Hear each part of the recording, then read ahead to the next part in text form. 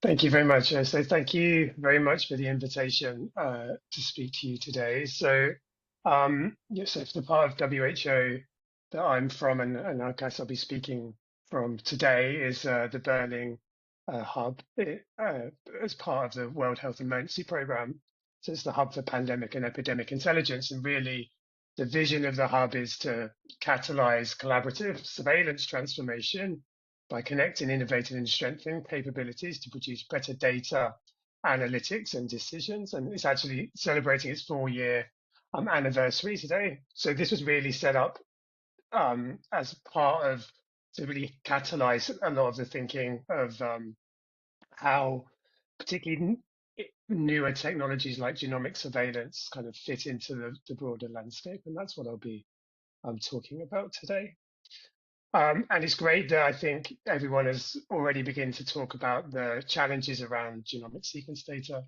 And that'll really be the focus of our presentation. And I hopefully I'll leave you with kind of the journey that we've been going on around genomic sequence data and trying to, I think the point around moving towards this informal sharing of data to something that is more steeped in equity and fit for purpose for supporting us for future pandemics and epidemics. And I think so. If we think about what's kind of catalyzed this opportunity, this growth in capacity, so my background myself is in genomic system implementation, and I think it wasn't until in the middle of the last decade, really, where genomic sequencing technology itself had a revolution in capabilities, where the cost and throughput to generate a pathogen genome really became achievable for a lot of countries, and that's kind of continued to grow over the last 10 years or so. And then obviously we had the COVID-19 pandemic, which led to unparalleled investment, leading to a rapid build out of capacity worldwide. So we had sequencing technologies being able to, turn to generate viral sequences from samples, pretty much in all, certainly all WHO regions and in most countries were able to generate sequences either themselves or in partnership.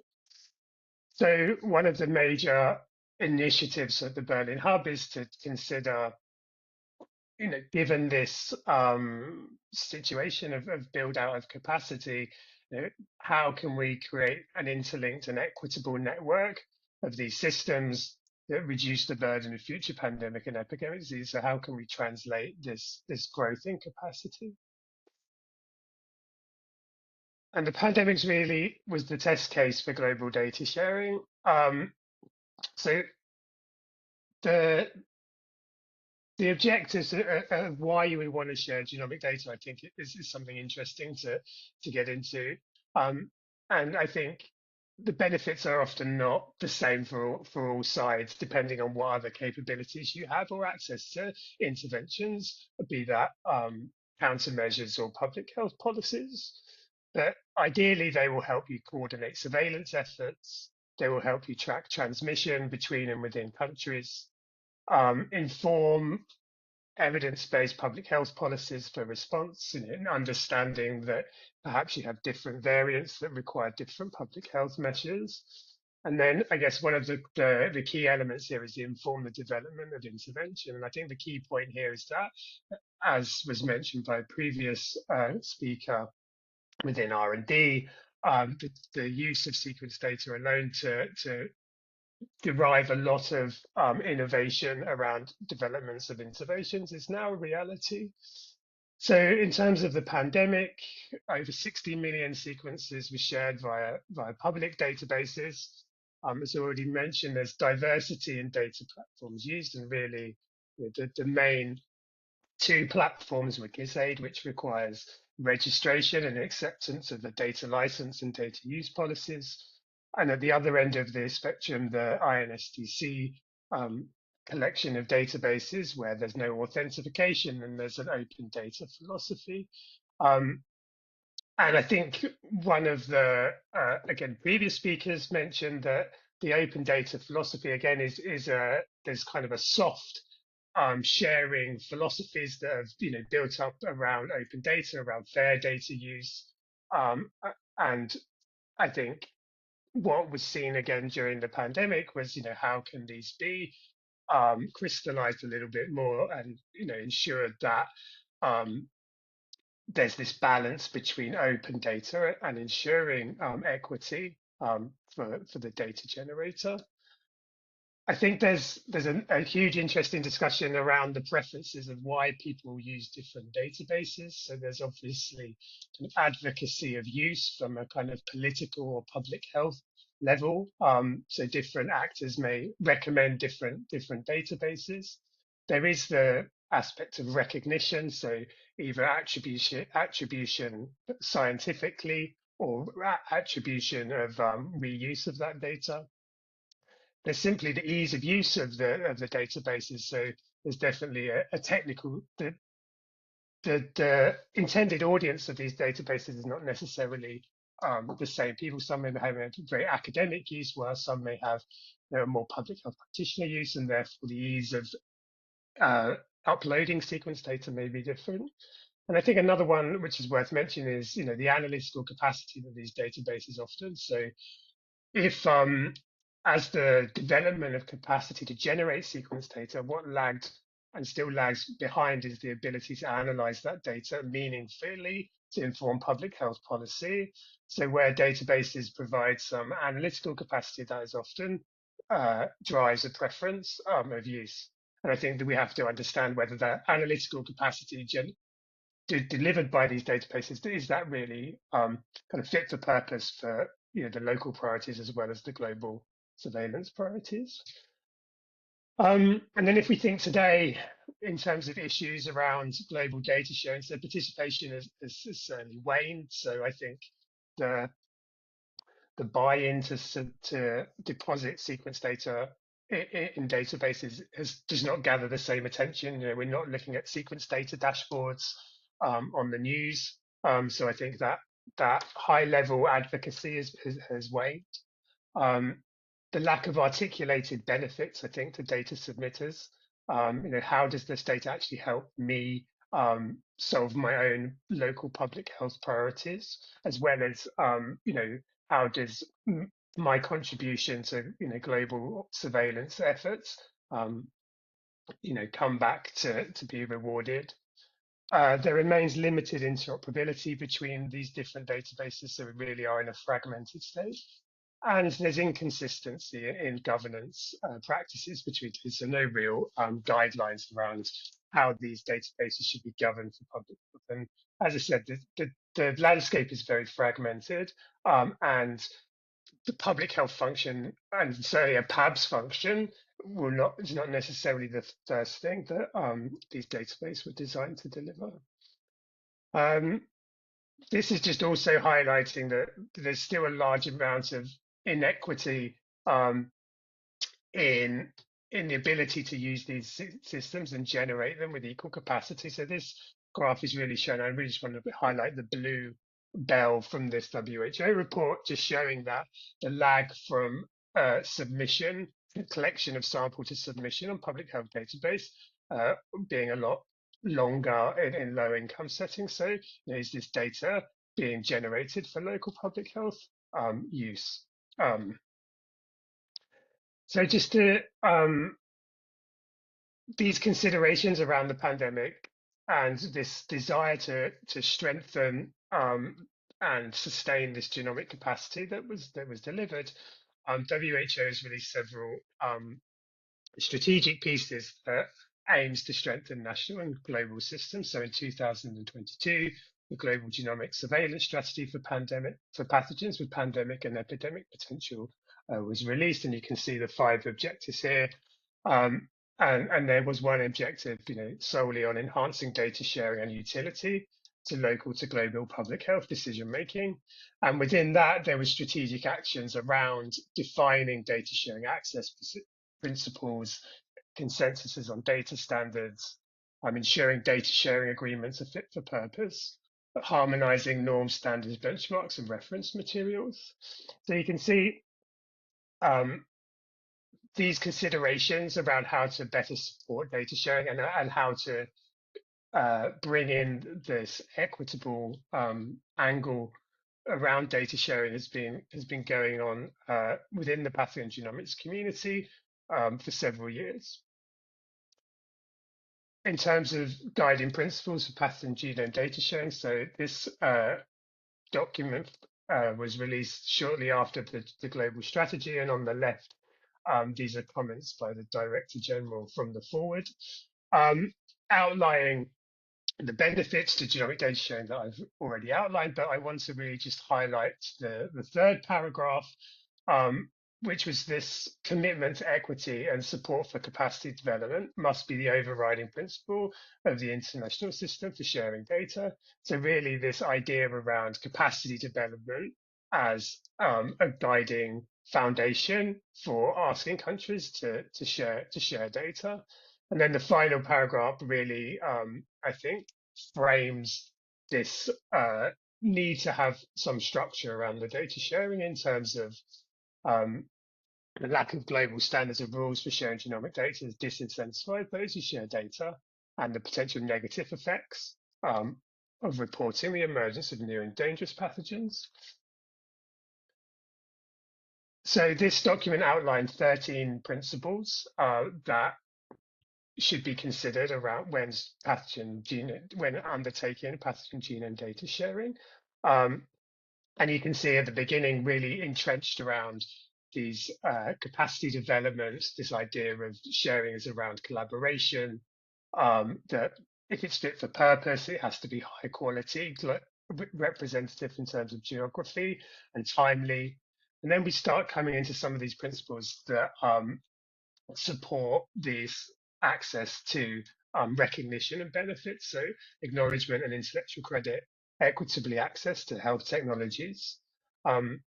This acknowledgement that we're at a kind of continuum of access in terms of as open as possible and as closed as necessary, and all different access models have different advantages for their participants, but also negative consequences, perhaps in terms of reuse and openness. And as an ecosystem, I think we have to consider this spectrum. And then we have more principles in terms of interoperability, and then really around how the data sharing is governed in terms of trustworthiness, transparency, consistency with applicable law and ethical regulations, and compliancy and enforcement. And really this document was kind of a first step in really thinking around these high level guiding principles that can frame genomic data sharing. And I think you'll find that a lot of these are very relevant to the discussions that you're having. Just to have a few more sessions in a little bit more detail on two of the principles that are particularly pertinent here in terms of acknowledgement and international credit, and equitable access to health sharing technologies as a benefit. You'll share, I think these slides will be shared, and obviously this is a public document. I won't, for the sake of time, I won't go through these in too much detail. Similarly, with consistency with applicable law and ethical regulations, and I think this is a key one. Is really, and I can see we're already having discussions around how are the principles we want to cover, how do they fit with national and international laws, regulations, and standards, ethical regulations and norms. And I really can see that they have to build upon and align and be complementary to systems that are in place, but also recognize that we're in a new place with genomic sequencing data in a lot of ways.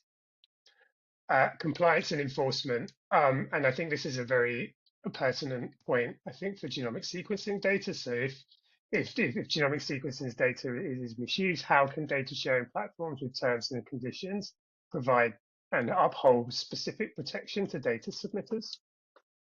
And I don't think there's any kind of clear solution for this.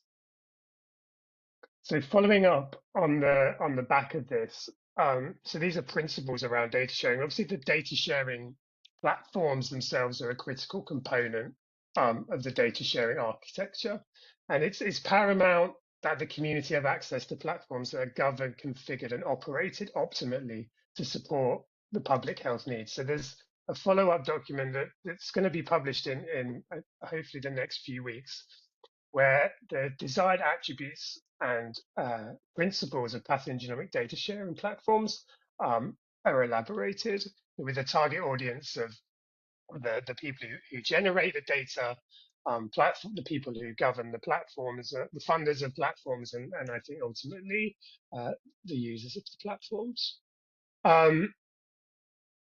And here, this document hopes to outline what the objectives of such a genomic data sharing platform should be in terms of encouraging data sharing through secure, transparent, accountable, equitable, and sustainable approaches. That the data sharing is rapid and fit for purpose. That the data sharing facilitates analysis within the public health ecosystem, and it supports collaboration. And then similarly to the previous slide, we had the experts set out a set of principles that are further elaborated in the document. They go into detail about what are the kind of key factors and key considerations databases should be considering through these various different things. So there's 12 different attributes, and you can see they kind of begin to operationalize some of the principles in the previous document, looking at things like governance, transparency, infrastructure, scope, submission and curation, data provenance, access, interoperability, use and benefit sharing, analytical reporting capabilities, and sustainability. So each of these attributes, there's some described operational principles. Here's the example for interoperability and the example for data use and benefit sharing. So here, the operational principles would be that there's a user code of practice. Data licenses are clearly described. There's a mechanism of compliance to the data licenses and a description of how it fits into a benefit sharing framework.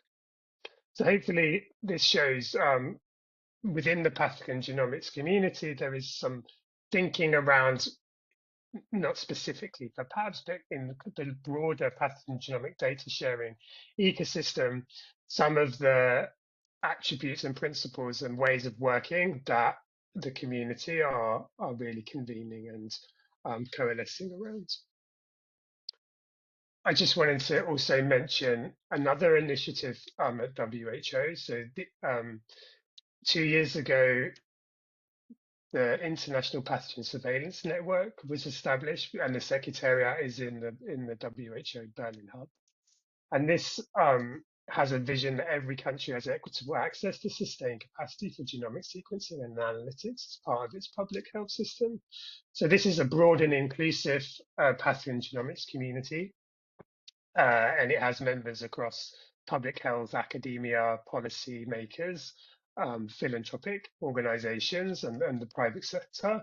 And it works through various communities of practice and bodies, catalytic grant funding, and also has high level advocacy to funders and to the political components. And so what this network has been able to do is provide a platform of experts to really drive the development of some of those previous documents, and it provides a kind of constant pathogen genomics community engagement that may be useful when considering some of the implementation of what a future PABS system might be like. And more on this kind of initiative. So the IPSN network is currently crafting a collaborative roadmap to support the global genomic surveillance strategy. And within this roadmap, considering the production of genomic sequence data through these various dimensions and themes.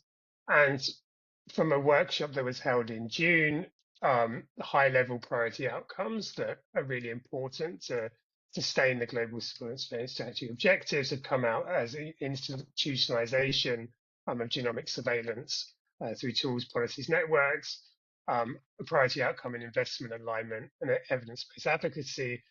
The key priority outcome, which again is relevant here, is the coordinated data system. So the community are really looking into and how they can strengthen the data ecosystems that are currently there that underpin any future PABS compliant data system. So I've really only touched on genomic sequencing data, but obviously PABS also is relevant to the sharing of samples and materials. So I'll just highlight the BioHub, which is a collaboration between WHO and the Swiss government, housed not far from you in Geneva. So similarly, the BioHub was set up as a response to the fragmenting specimen sharing landscape, and really aiming to see how a multilateral standardized methodology of sharing samples with a focus on equity could be delivered.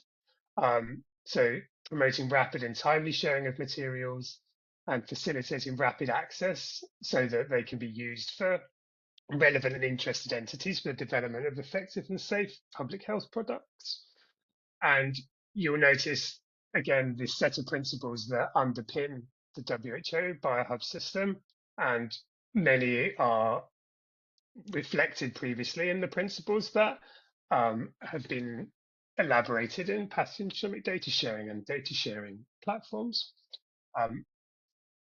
I've put the BioHub email address there if there's more interest in learning about where that is at the moment. I think they're just finishing they've completed their pilot mode now, I think.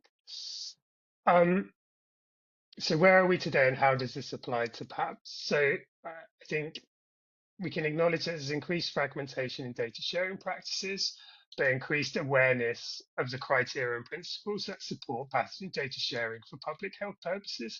So there's certainly been a maturity in the community in really wanting to lay down the rules of data sharing between partners. And now I think the community is ready to think, well, what systems and frameworks actually can we apply that is going to support this in a lean way that supports both open science that respects equity and data sovereignty. I think there's a recognition that there are a diversity of mechanisms to exchange, integrate, and share data, depending on the user's data owner's risk perspective.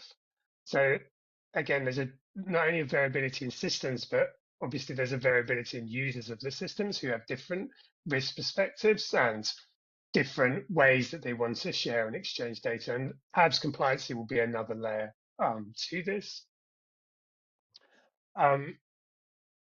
There's been a considerable maturity within country genomic surveillance capacity. So the sustain and growth of capacity built during the pandemic has matured in a lot of settings. So that we're seeing, sovereign capacity, sovereign analytical capacity, sovereign capacity to generate sequencing. And that has led to an increased focus on local scientific and governance sovereignty. So countries, I think, are in a much more informed position to make and negotiate positions on how they want to share their genomic data, which I think is obviously a positive outcome, and I think that lays the challenges of how do we get participation. Key to balance incentives to participate with PABS from all sides. I think a key point is requires a workable solution to monitor the usage of PABS sequence data. So what does a genomic sequence data, how would the usage and sharing of that data be reflected in PABS? And I just want to kind of reiterate that there's an engaged community exists within the pathogen genomics community to I think, who are really interested in guiding technical implementation of the PABS system. So I will thank you for your attention.